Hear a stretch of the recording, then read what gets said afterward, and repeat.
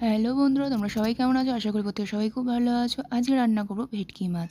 তা ভেটকি মাছটাকে কেটে নিয়ে আসি, চলো। এই যে ভেটকি মাছটা কেটে নিয়ে এসেছি। আজকে করব 6 পিস, আর বাদ বাকি 6 পিস পরে করব। মাথাটা রেখে দিয়েছি। আর এখানে দেখো ফুলকপি সেদ্ধ করে নিয়েছি, আলু দিয়ে ফুলকপি দিয়ে ভেটকি মাছটা করব। আর লম্বা লম্বা করে আলুগুলোকে কেটে নিয়েছি। কড়াইতে তেল বসিয়ে দিয়েছি মাছগুলোকে ভাজার জন্য। তেলটা গরমও হয়ে গেছে। ভালো করে গরম হয়ে যাওয়ার পর মাছগুলোকে আমি দিয়ে দিচ্ছি এক এক করে। মাছগুলোকে একটু ভালো করে ভাজতে হবে। আর বাদ বাকি যে মাছটা রয়েছে সেটা পাতুরি করব। আর পাতুরির ভিডিওটাও কিন্তু আমার ইউটিউব চ্যানেলে দেওয়া আছে, সেটা তোমরা ওখান থেকে দেখে নিও। এবার দেখো মাছগুলো আমার এক পাশ ভালোভাবে ভাজা হয়ে গেছে, আর এক পাশ কিন্তু আমি ভাজার জন্য উল্টে দিচ্ছি মাছগুলোকে। মাছগুলো দেখো নামানো হয়ে গেল, দুপাশ ভালোভাবে ভেজে নিয়েছি। আর 2 পিস মাছ যে ছিল সেটা দিয়ে দিলাম। এবার আলাদা কড়াইতে আমি তেল দিয়ে দিয়েছি, সরষের তেল। তার মধ্যে গোটা জিরে আর তেজপাতা আমি দিয়ে দিলাম। এবার যে একটু ভাজা ভাজা হয়ে এসছে তখনই কিন্তু আমি লম্বা লম্বা করে কেটে রাখা আলুগুলোকে দিয়ে দিচ্ছি। আলুগুলোকে একটুখানি হালকা ভাজার পরই কিন্তু আমি ওই সিদ্ধ করা যে ফুলকপিটা আছে সেটা দিয়ে দেবো। হালকা হালকা ভাজা হয়ে এসছে। এরপরে সেদ্ধ করে রাখা যে ফুলকপিটা সেটা আমি দিয়ে দিলাম।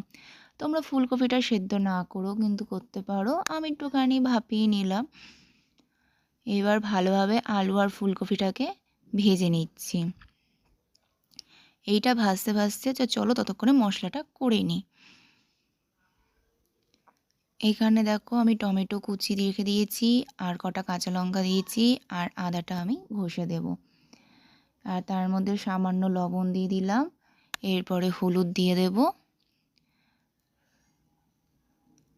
আর হচ্ছে 1 চা চামচ জিরের গুঁড়ো দিয়ে দিলাম। এখানে জিরের গুঁড়ো আর হচ্ছে ধনে একসঙ্গে মিক্সড করা আছে, দুটো মিলেই আমি 1 চা চামচ দিয়েছি। আর এখানে হচ্ছে কাশ্মীরি লাল লঙ্কার গুঁড়ো দিয়ে দিয়েছি। এরপরে জল দিয়ে আমি মশলাটা দিয়ে দেব। মশলাটা আমি কিন্তু দিয়ে দিলাম ফুলকপি আর আলুর মধ্যে।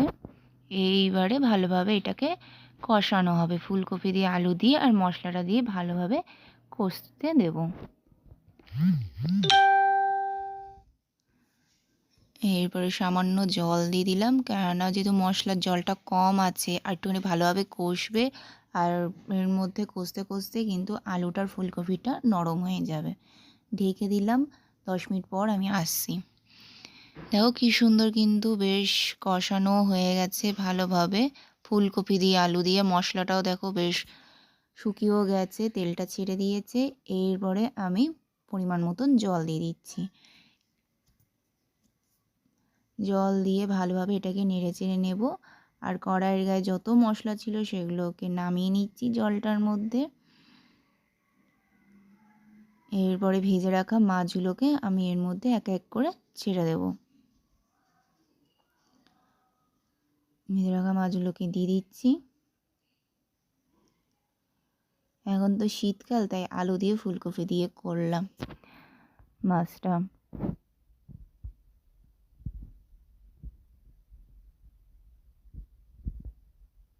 এবারে ভালোভাবে এটাকে ফুটলে কিন্তু আমার রান্নাটা কমপ্লিট হয়ে যাবে।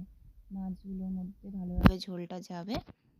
দেখো নামিয়ে ফেলেছি, আলু দিয়ে ফুলকপি দিয়ে ভেটকি মাছের ঝোল করলাম। তা তোমাদের আজকের ভিডিওটা কীরকম লাগলো অবশ্যই কমেন্টে জানিও। ওকে, বাই।